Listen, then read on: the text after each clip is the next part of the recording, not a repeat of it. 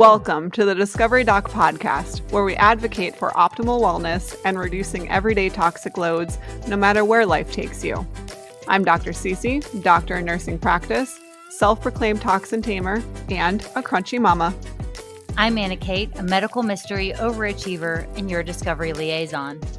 Join us on this exciting journey as we explore the world of holistic health, cutting-edge research, and practical solutions for a healthier life. Together, we'll navigate through the complexities of wellness, sharing valuable insights and expert advice. Tune in to the Discovery Doc podcast. Get ready to be inspired, empowered, and discover a whole new way of looking at your health. Welcome back to the Discovery Doc podcast. I'm here with your host, Dr. Cece, functional medicine nurse practitioner, crunchy mama, and self-proclaimed toxin tamer, and my co-host. I'm Anna Kate, your medical mystery overachiever and discovery liaison. And we are back with a special guest. I love when we have special guests, don't you? I do too. I love picking brains. I'm about it. And today we have Miss Chelsea Haynes, who is the founder of the Gut Health Agency, which specializes in all things functional medicine and gut testing and nervous system healing as well, which is why I'm super excited about this topic. I think it is talked about enough, and I don't think many people understand the depths of how gut health can impact our nervous system and how then that impacts us in terms of our healing and our overall health. So Chelsea, thank you for joining us. We're so excited to have you. I would love to kind of give you the floor to allow our followers, our listeners, to know who you are and what led you to the space you're in life today. Yeah, thank you so much, ladies. I'm super excited to be here. And, it's actually a two-way street. You mentioned, Dr. Cece, that our gut health impacts our nervous system. And actually what our specialty is vice versa, the nervous system's impact on gut health. And my personal story was autoimmune disease and psoriasis that started popping up on my body actually in high school. So we're going back 2/3 of my life now, actually even more than that, over 20 years ago. And I never wanted to, I always have to disclaim, bless that medicine here. I am a true fan of Western medicine when there is a time and place. And when it comes to chronic illness, there's no mistake that Western medicine just has not caught up with symptom management and actually root cause healing. Symptom management truly is the Western route, which is wonderful. And, if those medications that you're on or those creams that you're using, if you deal with rashes like I do, if they are helping you get out of bed and function throughout your day and feel confident wearing the clothes you want to wear, then bless that medicine. And for me personally, it was never a long-term solution. It just wasn't. I'm an expat. I live in Central America. I've traveled the world. Killing my immune system, which is really just the only solution as of right now for autoimmune conditions, and biologics were just not an option for me. And it just didn't feel right. It just didn't feel right. Again, bless that medicine. If you have chosen that route, this is not about judgment or shame. It's just my personal story. It just didn't make sense for me. And I truly believed that there's no way that my body can just be attacking itself randomly. That makes no sense. We are divine beings. We are made in the image of God, truly, however you want to use that word. I use the word God, but angels, universe, whatever it may be. You are speaking our language, girl. Yeah, if this all the time, if you want to see proof of magic, I always like to say, if you want to see proof of magic, then watch a fetus grow in the womb. I mean, if you need proof that there's something bigger than us that is helping us, I don't know, live our lives abundantly, then just go have a watch of that. So intuitively, I back 20 plus years ago, before gut health was trending, before trending was even a thing, I thought I had an allergy. I thought I must be allergic to something that I'm eating. I kind of went rabbit hole down the food sensitivity route. I hired a functional doctor, again, way back in the day. I spent $500 in 2004, 2005, which back then was a month's rent, on a gut healing protocol. And it was scary and it was life-changing. And I haven't gone back since. And now 20 years later, lots of education, lots of specialty, furthering education and specialties in the mind, the brain, the gut, and how they communicate with each other. It's really, really evident that we just live in a time and place that is not conducive to a well-functioning gastrointestinal tract. It's just not. The world that we live in does not support good gut health. And I think, to kind of put a pretty bow on all that and move forward, there are a lot of ways to heal that are free and that don't involve confusion. And I think the biggest hurdle for most of the people that I work with, especially the high-performing people that I work with, is having to unlearn that there's value in doing less, and there's value in trusting our body and doing what it does best. And that's to heal, regenerate, absorb, and eliminate. And oftentimes we want to control that process. And this is why at the Gut Health Agency, we specialize in doing subconscious healing and coaching on these types of things, because oftentimes we are our greatest blocks. So here I am now with the founder of a company and hopefully helping people heal in a lot shorter time than multiple decades that it took me to figure it out. Yes, that is absolutely amazing, and something that really resonates with what I do with my patients also is psoriasis. I tell patients this all the time. Psoriasis is a result of your body attacking itself, right? It's an autoimmune component. But like you said, our body does not just start attacking itself for no reason. There is a reason why those antibodies turn on. There's a reason why your body is responding in that way. So instead of applying that topical cream that suppresses that immune response, why aren't we trying to find out what that immune response is? And so that is near and dear to my heart too. I know with Anna Kate, she is on her own and has her own autoimmune journey for years and years and years. And it is, you're right. It's let's put this steroid, let's put this cream, let's put this suppressive agent. But we're not trying to figure out what's causing it. So that is something that I preach all the time. I love that. So where is a good place to start with explaining to someone who might not know the connection between our nervous system and the gut? Where's a good place to start to educate that human? So if we zoom out and we look at all of the biological functions of our body, particularly the things that happen from infancy, this is, I think, often a great reminder for a lot of people that when we are born and even in the womb, there are certain functions that happen without us having to think about it or control it. We breathe, our heart beats, we poop, we pee.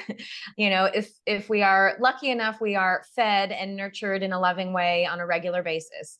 And our body knows what to do with that food, milk, whatever you want to, from infancy, right? So if we think about the systems that are controlled by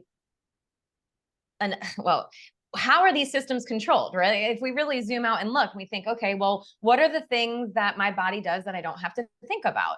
These are the subconscious functions of our brain, specifically our limbic system or our subconscious mind. You can use them interchangeably, and maybe to eliminate some of the confusion of the nervous system world right now, you can think of the subconscious mind and the limbic system as the same thing. And, the brain stem, our most primal brain that is in control of these really survival mechanisms of our life, right? Again, breathing, heart rate, digestion, and so much more.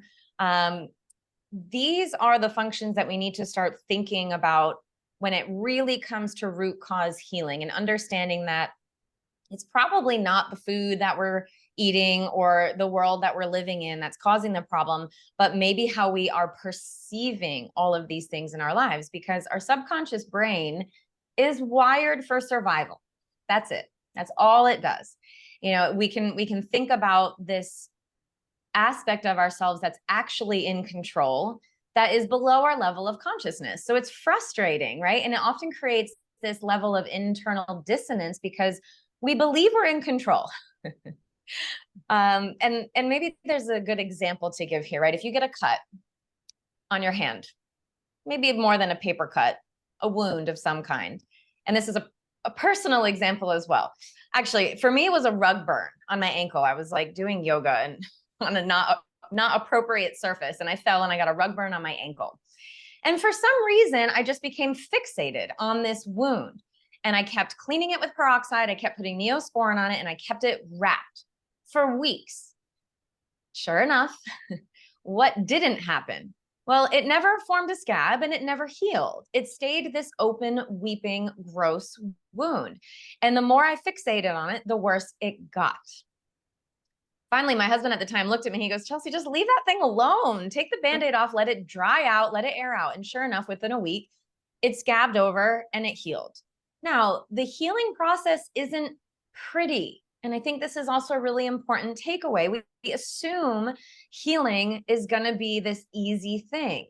Healing is inflamed, it's red, it's itchy, it's ugly, it's yucky. It's just a yucky thing, which is just a humbling reminder that, again, like we're just beings, like we're just animals roaming around, and we think that we have more control than we actually do. But truly, our subconscious brain is what is in control. And this is that animalistic, primal, some people might call it a lizard brain, right? Those very, very primal reactions and survival mechanisms of our life.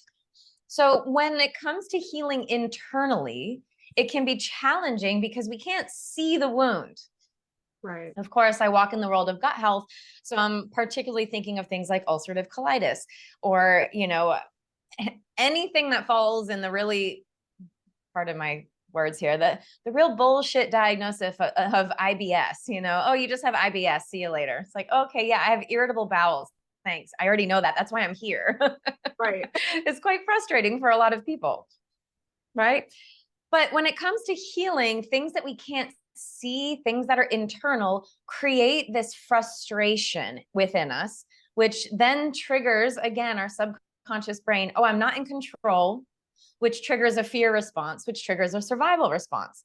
So now we're taking it back to the subconscious mind. And if we really think about what's in charge, it's our central nervous system. And we essentially have two responses: the fight or flight, which most of us have heard because we live in a society that even teaches about the fight or flight response. It's like so common and so praised that fight or flight is a household term, right? We can visualize that.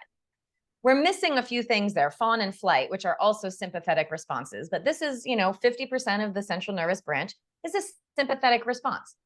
The parasympathetic response, which we don't often talk about because it's not praised as often in our society, is rest and digest. Rest and digest. If we are not resting, we are not digesting. And if we do not know how to train our nervous system to healthily bounce back and forth between sympathetic and parasympathetic, we are living in this really dysregulated and confused state. Taking it now to the correlation of gut health, on a really sciencey explanation of it, is we have a nerve called the vagus nerve.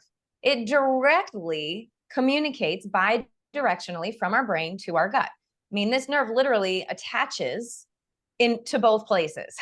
It's touchable. If you were to crack a person open, you could actually touch this nerve. And in this nerve, you have communication pathways that go back and forth. So now you can start to see that, okay, my subconscious mind, which is in charge of survival and the primal functions of my body, breathing, heart rate, digestion, and more, lymphatic, immune, all those things that we don't think about in control. That part of our brain is constantly trying to keep us alive.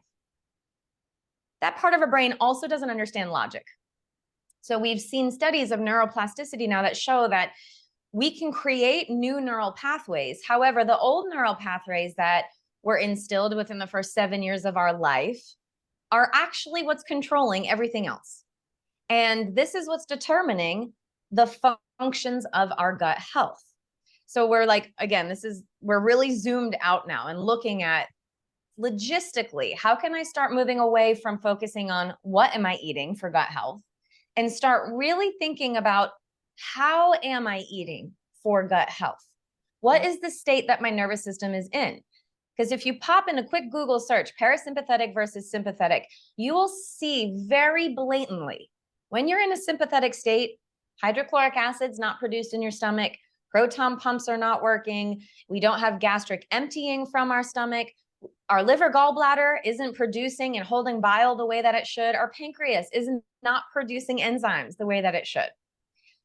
So if you're constantly on the go and you eat a quote unquote healthy salad, but you're in traffic and you're trying to inhale it on the way to some board meeting, you're setting yourself up for failure because you don't have the mechanisms from your throat to your bum that you need in order to break down those really healthy quote unquote foods, right? You're not going to absorb the nutrients and eliminate the waste. In the form of a salad would be the fiber of that salad, right? Right. So this is where we really start to get kind of like, it was a long answer, but I think it's really important, and maybe to like break it down to really easy terms. Your subconscious mind is what's controlling the functions of your gut. If your gut isn't functioning, you might as well just, I don't care what you eat. I mean, in our program, we don't even talk about food for the first 2 months. I don't care what you're eating. I really don't. I really don't care. Because even if you have the healthiest diet in the world, functionally, if you have a traumatized nervous system, your gut's not working. So it doesn't really matter what you're putting in it. I mean, I say that with a little bit of like take it with a grain of salt. Of course, we need the foundations of amino acids and proteins and, the things that our cells need in order to work well.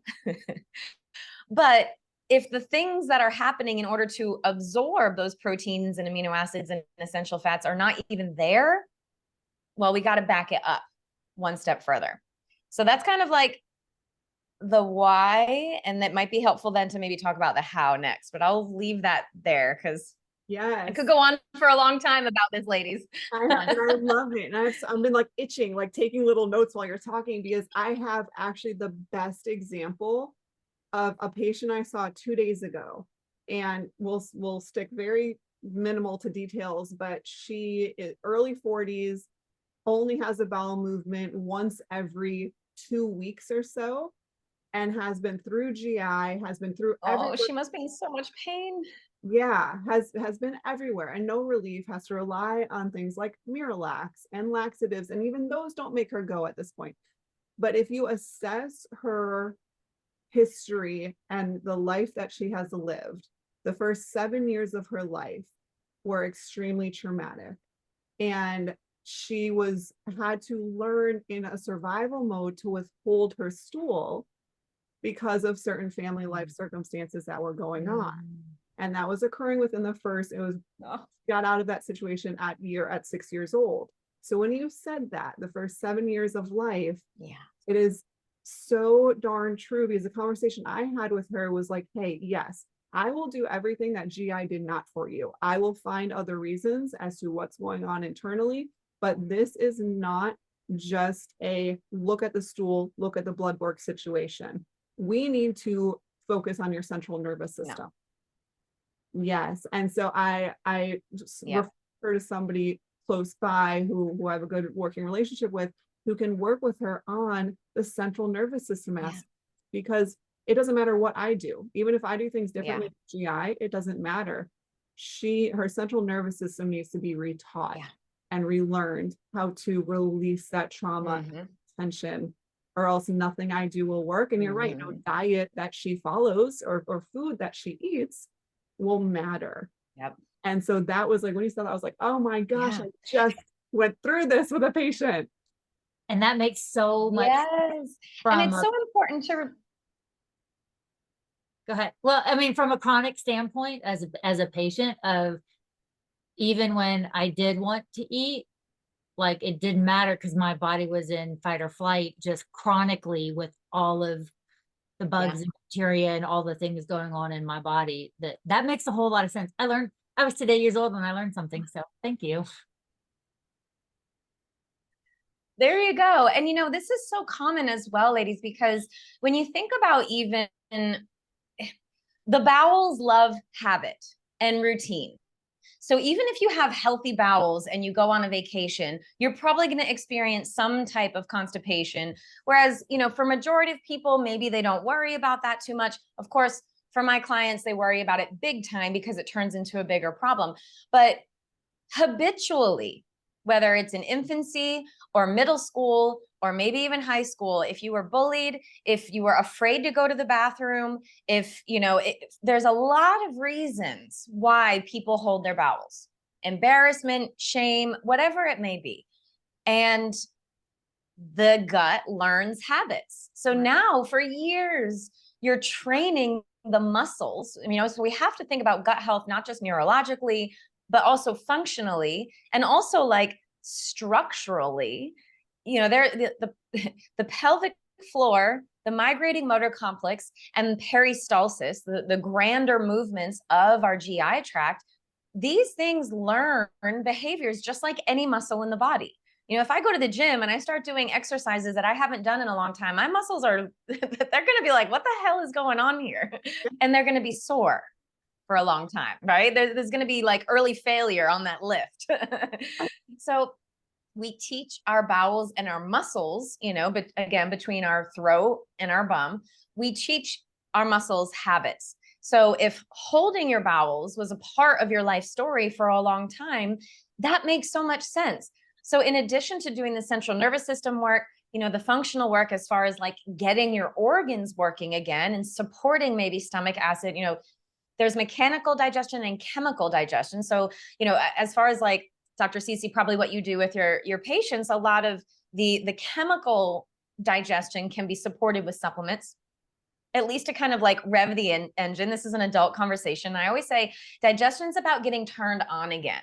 And supplements are kind of like the lube for sex, right? If you're like wanting to have sex, but you're not quite turned on yet, obviously we want some foreplay to go on. So we call this food foreplay, the what happens before you eat. We want to make sure that your mouth is salivating. We want to make sure that your stomach's producing acid, that everything's happening in the downstream way. But sometimes we need some help, and supplements can really help with that in the short term. Of course, we don't want to be reliant on lube for the rest of our lives or supplements for the rest of our lives.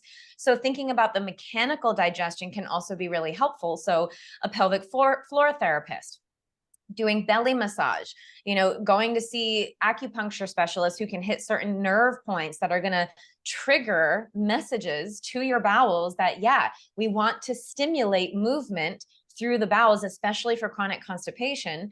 If you're dealing with diarrhea, maybe we need to back up on certain things. We don't want too much stimulation.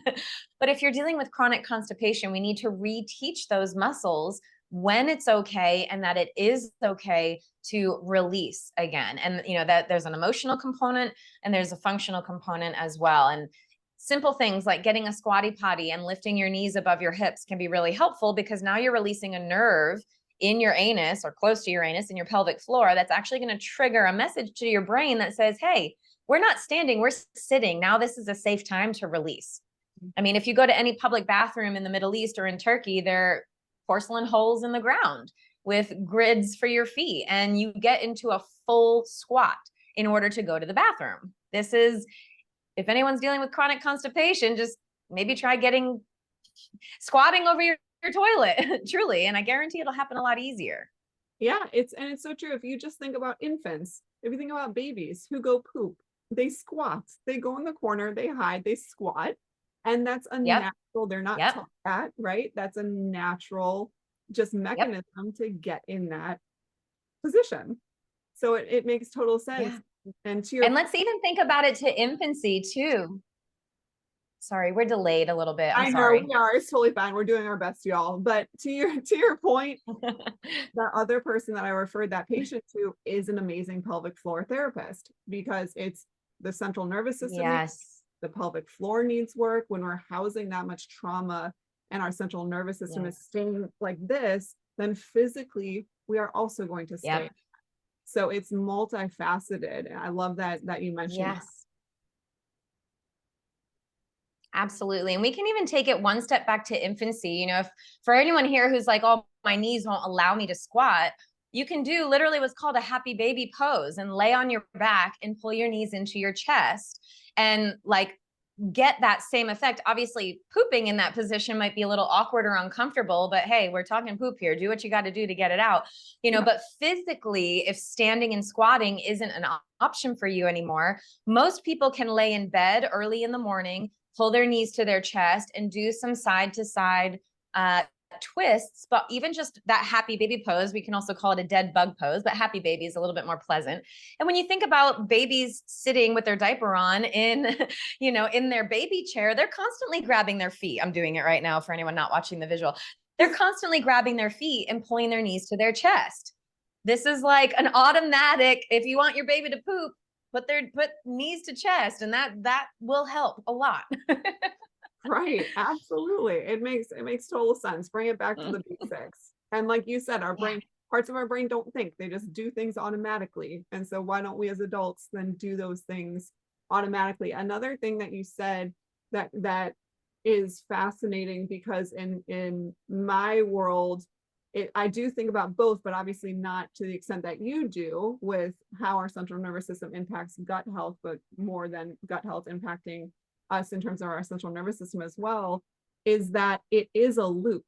And so if you have that input down, right, then you're going to have that reverse kind of input going up. And that's when I get patients with a lot of anxiety or lower moods, because they're not producing serotonin and 5-HIAA like they could within the GI tract, because it's stemming back from a central nervous system response, which impacts the gut, which then impacts literally our neurotransmitters and our mood and how we feel, and even things like OCD like tendencies or tics or just emotional kind of liability or dysregulation. So it's this whole feedback loop that, if it's disrupted, can have major consequences.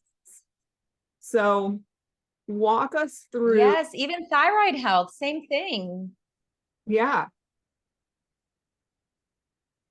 T4 is converted in the gut. So the thyroid produces T3 and T4, but in order for it to actually convert to be functioning hormones, that happens in the gut. And you're exactly right.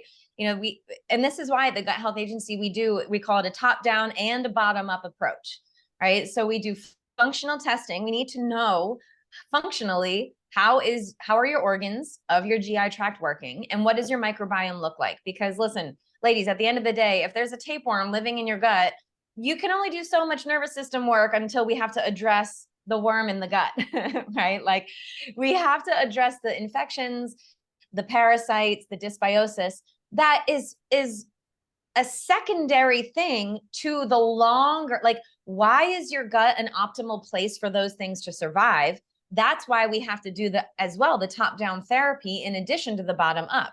But we have to approach it both at the same time, and very carefully and steadily, because if you've lived in this chronic fight or flight state since infancy, which most of us have, we all have traumatized nervous systems, period. Like, we're not even talking about big T, little T's. Like, trauma is all about perception. Yeah. Whether it was a car accident or a balloon popped too loud on your second birthday, or you went to war, or you were abused in some way, right? Perception is what the subconscious mind determines living or dying. The subconscious mind doesn't understand logic. So it doesn't understand that a loud noise on your second birthday is not dangerous. So this is where we have to reteach the nervous system the sense of safety. And also, if you're dealing with PTSD and you have dealt with a true life-threatening situation, we have to reteach your nervous system that you are now safe, and these triggers to that memory are no longer appropriate. So again, there's that top-down thing, which those are the things that decreased your GI tract's ability to absorb nutrients and eliminate waste and fight off pathogens. So now you're dealing with this mess in your gut. We have to approach that functionally from the bottom up as well. And this is where, doing functional tests, implementing supplements, going through protocols that are unique to your gut. My goodness, please don't go buy a parasite cleanse from somebody online and do it yourself. Like, please just don't do it. I can't tell you how many clients come to us and say, oh, well, I saw this parasite cleanse by this person and they swore it was the answer. And now I have head to toe hives and I have to be hospitalized. Like, oh my God, no, don't do that. All the time. All the time. Yeah. There's something to be said about having a sense of autonomy about our own healing, but then also just like going buck wild and having no sense of direction and no support and no help at all. Like that, there's a fine line between like, yes, all healing is self-healing, 100%. Nothing that we do as practitioners or doctors are going to cure you. Nothing. You have to do the work. Your body is going to heal, but it knows how to heal. But at the end of the day, if you're just throwing, and I say a few 4-letter words, scat, shit, poop, and crap. So I'm going to say those now. If you're just throwing scat up against the wall and hoping it sticks, you're going to really be on this forever turmoiled train, and this obsession with healing that we're now seeing is becoming this chronic thing as well, thanks to the internet. And, on one hand, our generation, I think, is much better off because we have the power to raise children in a very different way than our parents could, because they didn't have the tools that we have now. But the obsession is going to keep feeding that continuous loop, just like what you said, the stress response, poor gut health, low dopamine, low serotonin. Now we start feeling like crap. Now we start making bad decisions, and it's this constant cycle. But there is a way out. It's not all loom and doom and gloom. And I see this all the time to patients. Is a lot of my patients are very chronically ill from things like Lyme disease or other infections that have kind of ramped up. And I can help your body get rid of all those infections. And I promise you, I will do that. But your body will not heal if your central nervous system is not on the same page that your body is physically, or that your labs are showing me. Like, that is crucial. So one thing I want to touch on is what are the differences that you see in somebody's central nervous or nervous system in general for someone who is constipated versus someone who, yes, agree with you 110%, has been diagnosed with IBS. Do you see differences in their CNS? It's a really good question. And I'm trying to think of like broad spectrum answers, which of course it's never like just a one-stop shop, but we can get stuck into an unhealthy parasympathetic state as well. And I think that's really important to know, especially as like the nervous system is now trending, right? It was gut health for a while. Now its nervous system is starting to trend. I think we've demonized the sympathetic nervous response. And we've started to believe, oh my gosh, I have to live in parasympathetic state in order to feel better. But ladies and gentlemen, orgasms happen in a sympathetic state. And I don't know about you, but that's a pretty good thing to experience, right? Now, if you were experiencing an orgasm 24/7, 7 days a week, it probably would hurt, and it probably wouldn't be so fun anymore or nuanced anymore. So the ability to shift back and forth, the malleability, it's kind of like a rubber band, right? We need to be able to increase our ability, or maybe our knowledge, our innate knowledge, that it's safe to bounce back and forth. We have to know when we're in a threatened situation. We have to know when there's danger. I walk the beach every day. A German Shepherd attacked me. I knew before I even turned around that thing was coming at me, because all of my senses went, whoop. It gives me goosebumps. I knew I was in danger. And because of that response, I was able to turn around and defend myself, which was awesome. Scary, but awesome. Yeah. Simultaneously, I also knew that I had to then do the work to nurture myself, to remind myself that I was safe, and to do the subconscious work. We have a specific tool that we use called Orpheus. There's a lot of wonderful tools out there, EMDR, NLP, EFT tapping. Some of them are more conscious brain stuff. I have a whole free masterclass on this that really dives deep and explains the different parts of the brain that different tools use. We use a tool called Orpheus because it specifically talks to the subconscious brain. So it's very efficient and it can be self-applied. But I had to do that work in order to reteach myself that I'm now safe. So that way, every time I went to walk the beach, I wasn't going into this heightened state. Or every time I saw a dog, I wasn't freaking out. Right?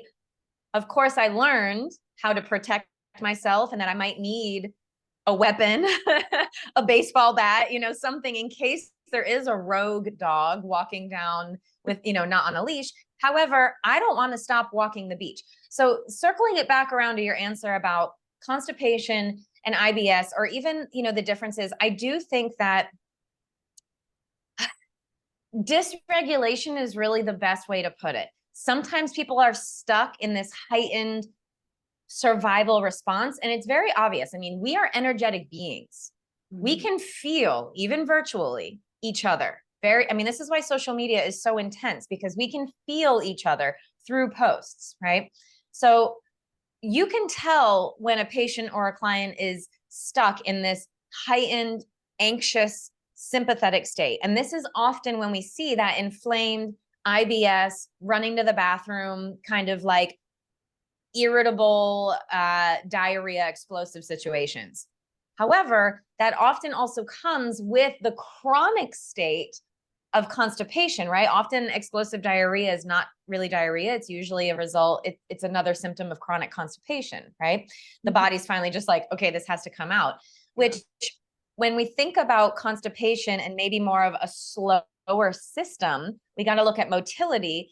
People can also get stuck in a parasympathetic state as well. That's also unhealthy. So this is where we can kind of start navigating the conversation of a freeze state, you know, when people are unmotivated, you know, under inspired, underwhelmed, just kind of feeling blah in life. These could be all signs and symptoms that your gut is not responding as well, and you're kind of stuck in that parasympathetic state, and you could probably benefit from some stimulating activities to kind of get you back into that sympathetic state as well. So it's not a clear-cut answer, but there are probably patterns that we see with people. Usually the patterns are responses of being in a chronic state, either one way or the other. And then by the time they make their way to us as functional practitioners, they're probably all over the place. And, you know, there's not necessarily like one blanket, like this is what this looks like. More so, you're dealing with this probably because you've been dealing with it for a really long time. And we need to start slowly unpeeling that onion so we can start letting that pearl in the middle shine again.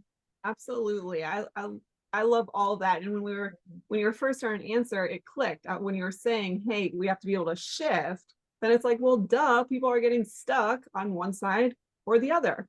It makes total sense. And so, I mean, we could talk to you all day, every day, but we do have to honor Miss Chelsea's time. And so I want to wrap up by two things. Number one is, if you have a top three general, not giving away too much information, but top three general kind of tips for our community that you would suggest, I would love that. And then secondly, how can our community reach out to you? Where can they follow you? Where can they get in contact with you to learn more? Yes. Totally. And I love this because Dr. Cece, I live in an abundance mindset. I give all the goods for free all the time. So, you know, I am not here to gatekeep information. At the end of the day, I do believe that for those of you who have the gusto and the ability to self-heal, just go to my Instagram, which is Your Gutsy Gal, or my company, the Gut Health, just at Gut Health Agency on Instagram, theguthealthagency.com. And we have freebies. I mean, constant information that if you have the wherewithal to piece it all together and figure it out yourself, go for it, do it, please, by all means. And if that feels overwhelming, and if you're stuck in this paralyzed state and overwhelmed with just too much information as it is, then maybe it's time we hop on a call. That's where having a professional to guide, like, what's the next right step, can be really helpful. So as far as the next 3 steps that you can start taking today, first and foremost, let's all do it together. Just take a nice deep breath in through your nose. Relax your jaw and sigh it out your mouth audibly.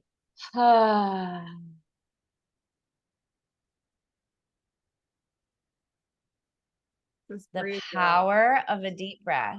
I know. You can add a little fun to that. I call it horse lips. I share it on my Instagram. It's literally, you can also call it a raspberry. Like what you do to like a baby, you do a raspberry on their belly and it's the cutest thing in the world and they giggle uncontrollably, right? Those vibrations, that deep breath is going to stimulate your vagus nerve. So if you're like, I'm a stress ball, I have a busy life, I'm on the go, I want to turn my digestion on before I eat, I want to lube up and get myself turned on, this is a really easy thing that you can do. Hum Raspberry Lips, get the vibration going. Sometimes we suggest humming happy birthday twice before you start eating. This is, it's just a really easy way to message through your vagus nerve that you are safe, that we can start turning on our digestive processes, and that we can do all the things that we need to do in order to be ready for the food that we're about to consume. So that's step one, vibration. Humming, singing, gargling, laughing, all of those things are going to stimulate the vagus nerve starting in your mouth, which is appropriate because digestion starts before it even hits your mouth, but chemically it starts in your mouth. Which brings me to the second point. One of the most game-changing things, especially if you see food in your poop, if you are bloated all the time, and if you are constipated, chew your food. You have teeth for a reason other than just smiling pretty, right? Your teeth are tools, and saliva is a tool. So the longer your food sits in your mouth, the better you're going to give your gut, the more primed your gut is going to be for digestion. This is why we give babies mush. If they don't have teeth, we can't feed them whole chunks of food, right? We have a tendency to not chew our food. I think the average chew is something ridiculous like 3 chews per bite. According to Ayurveda, we want to chew 2 to 22. Sorry. Yes, chew. 32 is really even what we're going for. 32, literally, chew, 32. Chew your food. It's game changing. Think applesauce consistency. And oh my God, this new Zoom thing. It's like balloons. Crazy. Fireworks. Confetti. Chewing. If people are not watching the video of this, they're like, what's happening? We're recording this on Zoom and there's all these like AI things happening. There's balloons, there's fireworks, there's confetti. Clearly, I'm not even Italian and I've got everything going on. The act of chewing is also really important because that is another stimulation of your vagus nerve through your jaw that tells your body we're about to eat. So if you like protein shakes, make it a protein bowl and add whole nuts, add things on there, or, chunks of cacao or coconut nibs that you can actually chew, because the act of chewing itself is really important for the GI tract. Okay, so vibration, getting turned on, chewing your food. And then lastly, what was the last one? I had a good one. Oh, bitters. So again, these are all kind of like things that you can do before you eat. Again, if you really want to start making a shift functionally from the bottom up, we talked a lot about things that you can do: knees to chest, squat, gentle movements, massage, acupuncture, all these things functionally, pelvic floor therapists that you can do starting from the bottom up. But from the top down, these are really important things that you can do even before you start eating to help your gut and your nervous system. Digestive bitters. Someday I'm going to launch a supplement company with only bitters, nothing else, because I'm telling you, this is just a tried and true, very benign thing. I mean, if you have an infection like H. pylori, please do not just go out there and start supplementing hydrochloric acid, betaine, HCl. I know there's a lot of people out there pushing all sorts of supplements, but just don't do it, because if you do, you could be causing more of a problem for yourself. If you're popping probiotics every day and you still feel like crap, you're probably creating dysbiosis with the good gut bugs. So like, just pull back, do less, honey, do less. But digestive bitters are a wonderful, benign tool. Again, kind of like another literal lube for your gut health that are going to trigger saliva in your mouth. Just thinking about it, it's like thinking about licking a lemon. Saliva is going to be produced, stomach acid is going to be produced, bile and enzymes are going to be produced again from your liver and your pancreas. So thinking about chemical and physical digestion or mechanical digestion are going to be really important in the process. And those are 3 things that you can implement and do right now. I mean, bitters, I literally mean the thing that you can, you make a cocktail with at the bar, but buy a better one than what they have at the bar. But worst case scenario, if you're not feeling good, a little bit of bitters in ginger ale is like a tried and true old, the ginger and the bitters there's a reason why when people are I was a bartender for a long time. When people are hungover, they start with a bitters ginger ale before they start drinking again, because it helps get things moving and grooving. I would recommend other strategies.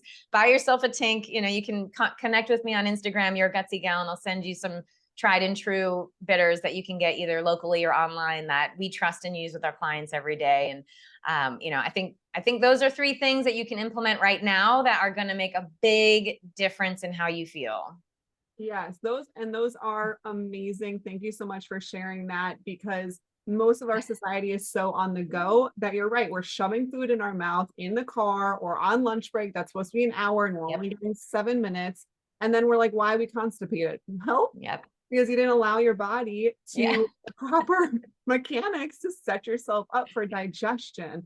That is such a pertinent piece of information. So thank you so much. I can't wait to talk to you again. I feel like we have so many more things we can dive into. I know. But we would love to have you on at some point again. Listen, I'll wrap it up with this. Yes, I would love to be here. And listen, one last takeaway, just because I think it's hilarious. And I think for all the women listening, especially men too, but particularly women, listen, I always remember this. I don't want anything shoved in any orifice anywhere in my body if I'm not wet and turned on first, including food.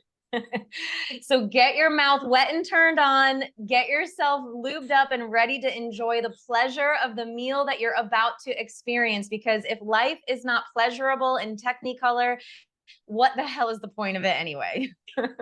Far amazing. Absolutely. And we will have Chelsea on again. We have absolutely loved our conversation with her so far. And there's so many questions that she and I both have where you're poking each other. Like, I want to ask a question, but we're all out of time. So we will make sure that we have Chelsea back on and make sure that you go and follow all of her things. We'll have them listed in the show notes. And you'll get an email from our audience. You'll hear more about Chelsea, and Chelsea will share us with your audience as well. And we are so excited. I've learned so much. So, and thank you again, Chelsea, so much. Thank you. Enjoy the beach. You are welcome. Get to enjoy it a little bit longer. Thank you. Down there in paradise. We have enjoyed our talk. Yes. Stay tuned for the great thing about living in Central America. Right.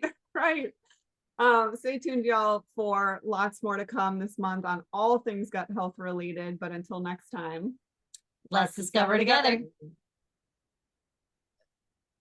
Thank you. We hope you've enjoyed this journey of exploration and learning as much as we have. Before you go, we have a special request for you, our beloved discoverers. We'd be thrilled if you could show your support in a few easy steps. Step 1, if you're watching on YouTube, please hit that like button and subscribe to our channel. Don't forget to ring that notification bell so you never miss a moment of discovery. Step 2, if you're listening via Apple Podcasts, please take a moment to rate and review our show. Your feedback means the world to us and helps others discover our podcast too. Step 3, whether you're on YouTube or listening on your favorite podcast platform, please share the Discovery Doc podcast with your friends, family, and social networks. It's the best way to spread the joy of discovery. And finally, don't forget to follow us on social media.